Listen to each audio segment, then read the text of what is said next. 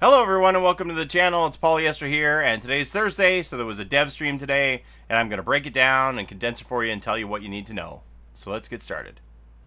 So the first thing they talked about was the extension of the Lunar event, the Howling Grounds. It's going to go all the way until March the 5th, 2 p.m. Eastern Time, I believe, my time, 7 p.m. Universal Time. So you'll have to look up and see what that means for you, but I think it's 2 p.m. Eastern Standard Time on Monday when that event is going to cut off. So it's going to give you this whole weekend to grind some more if you did not yet have the opportunity to unlock either your Hound Mask for the Huntress or your Untamed Donkey David Jacket. And as you all know, we already have been awarded our Phoenix Polo for Feng Min. I really wish that there were matching shorts for this. I mean, like, look, we got this. I don't know when they cut off this counter. Sometime yesterday or the day before, I think. We needed 10 million coins to unlock the Polo. We had reached 15 million when they cut off the counter. We could probably push this thing to 20 million. Assuming we get double, can we just get some shorts that match? Like, it doesn't have to have the nice embroidery. Just recolor those Laser Bear shorts to red with gold trim, and everybody's gonna be happy. Like, please, please. She needs some shorts. Please? And then sometime, probably next week after the Lunar event wraps up, they're going to give us another community survey to participate in, to let them know what we thought of the event and rate it, which will help them shape future events. So that's always welcome, and I encourage you to participate in that. Once I know more about the survey and have the link to it, I'll definitely be sharing it with all of you.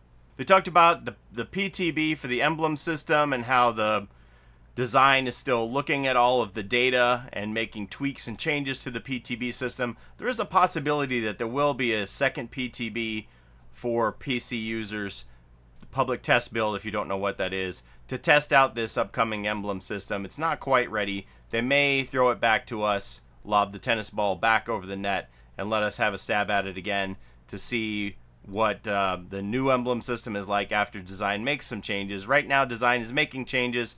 They don't know for sure if they're going to have a second PTB, but it's definitely a possibility. Since they're talking about a second PTB and design changes, I wouldn't expect to see the emblem system anytime soon. I think it's maybe 2 seasons away.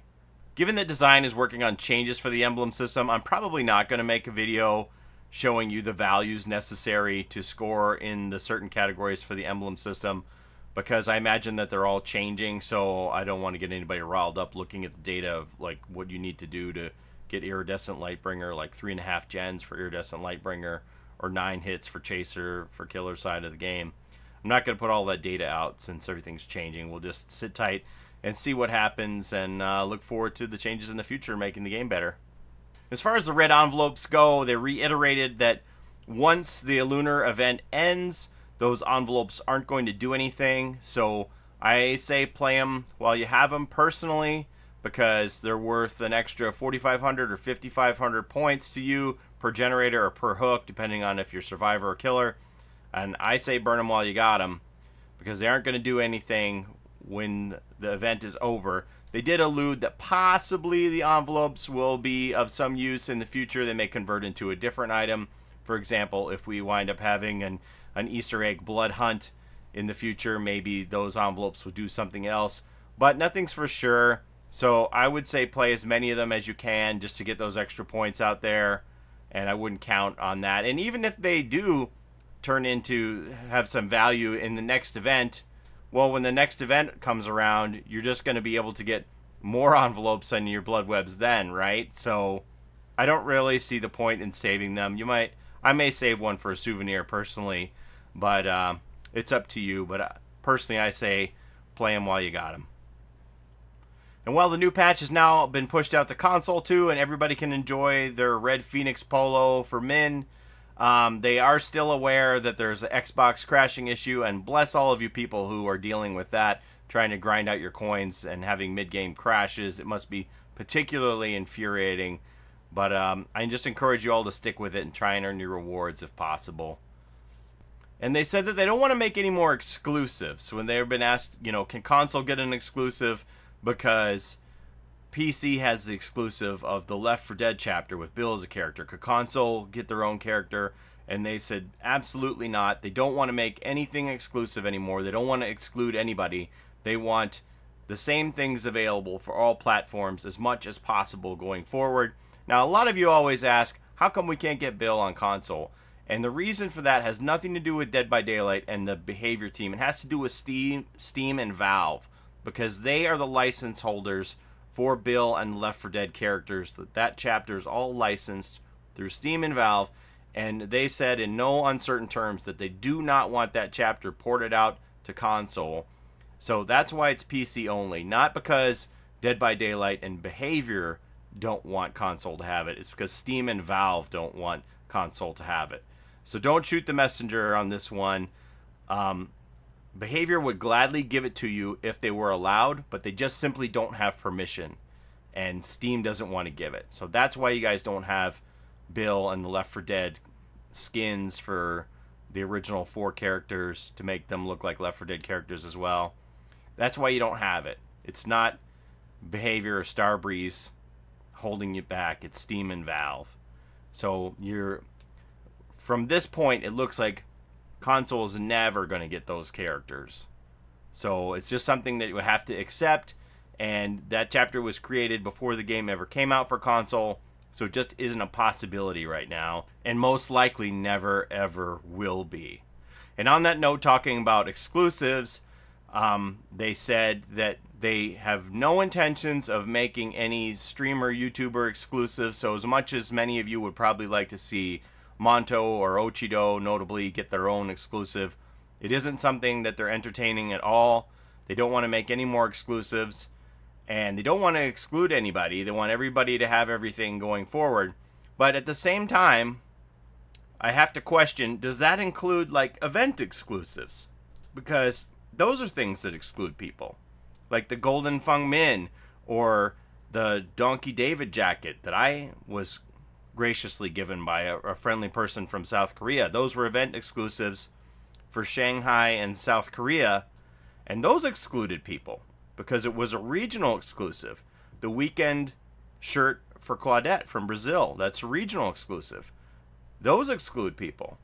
So are those also going to be thrown by the wayside? Like today, Mathieu said everything that we had that was exclusive to PC was made far in advance before the game ever came out on console. Well, really? Like, was Golden Fung Min made before the game ever came out on console? Or, like, going forward, if you have a PAX exclusive, for example, are you going to have codes just for PC again for cosmetics for that event? Or are they going to be codes that, depending on what platform, you could potentially get a PAX exclusive for PS4 or Xbox or PC? Or are there going to be absolutely no exclusive cosmetics going forward under any circumstance? Like, are we not going to see another merch store exclusive like the Bloodletting shirt for Dwight? Are you really not going to create another cosmetic that would help drive sales on the merch store? I don't know. I just feel like these event exclusives are still there. So are we ruling out all exclusives entirely? Or we're just talking about character exclusives for Bill? Or what? I'd like a little clarification on that, because I really don't understand how just a couple of months ago, when they were in Shanghai and South Korea, we had these exclusives come out regionally for those events. Are we never doing event exclusives anymore? I don't know. Anyway, it is kind of a bummer to hear that they put a nix on any exclusives for streamers in the future, because I think there are people who are really deserving, such as Monto and Ochido. Personally, I can't even get a Twitch shirt, so I'm way down on the totem pole for that. But I think there are people who are out there who are deserving, so it's a little unfortunate to hear that that entire program has been shut down. And they announced the winners for the screenshot contest. Now, what they had intended to do was have us vote from the pool of the top 50 that I showed you in my last video down to 10, and then they were going to internally pick the top 3 from those 10. but they decided to just let the community rule. And whoever the top 3 vote getters were from what we chose in the community when we were picking the top 10, those wound up becoming the first, second, and third place winners. There were over 1,600 screenshots entered into the contest. They showed us the top 50, and then over 10,000 people voted in the survey for the screenshot contest to pick up to 10 what we felt were our favorites, and then that became the top 3, and I'll show you what the top 3 prize winners were now. So this was third place here, Myers tombstoning Donkey David, Untamed Donkey David. This was second place, again Donkey David getting zapped by the dock with all the fireworks in the background.